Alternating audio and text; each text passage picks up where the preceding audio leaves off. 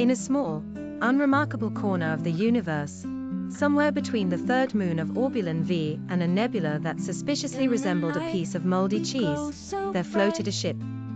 Not a large ship, mind you, but the kind of ship you might accidentally mistake for a very enthusiastic satellite.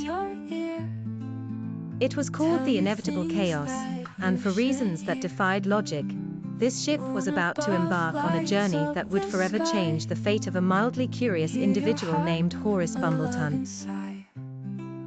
Horace Bumbleton, as it happened, had spent the better part of his uneventful life on Earth as a certified sandwich quality inspector. His job was simple: taste sandwiches, judge sandwiches, and occasionally write long-winded reports about the emotional impact of pickles. It wasn't glamorous, but Horace liked to think he was good at it. What Horace didn't know was that today, during his lunch break, his entire existence was about to be disrupted in ways that no amount of sandwich tasting could prepare him for. Horace was just about to bite into a particularly adventurous tuna melt when a voice echoed around him, "Attention, Earthling. This is your highly improbable intergalactic guide speaking. Please remain seated, as you are about to be inexplicably abducted by an extraterrestrial life form. This may feel slightly tingly." Horace blinked. "Excuse me," he asked, glancing around his empty kitchen. Before he could protest further, the ceiling above him shimmered, and Horace was sucked into a beam of light.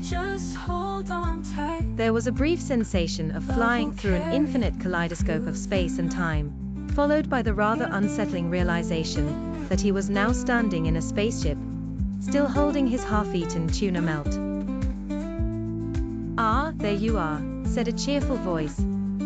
"Welcome aboard the Inevitable Chaos." Standing in front of Horace was a figure that could only be described as looking like a cross between a sentient marshmallow and a disco ball. It had 2 eyes, 4 arms, and what appeared to be a perpetual grin. "I'm Gleeborp," it said, thrusting out one of its many arms for a handshake. "Intergalactic hitchhiker, inventor, and part-time cosmic tour guide. Sorry for the sudden abduction, but it turns out you're in the wrong timeline, and we needed to correct that. Cosmic paperwork, you know." Horace stared at the marshmallow-like being, then looked at his sandwich, as if trying to decide which was more confusing. "Wrong timeline?"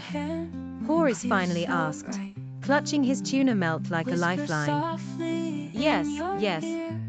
"Happens all the time," Gleeborp said, waving one of its hands dismissively. "Your timeline was supposed to collapse last Tuesday, but it seems no one got around to it. So, here you are, plucked out before things get messy. Don't worry, we'll sort it out eventually." Horace, who was used to rating the crispness of lettuce, not grappling with cosmic bureaucracy, found himself sitting down in the nearest chair. I don't understand."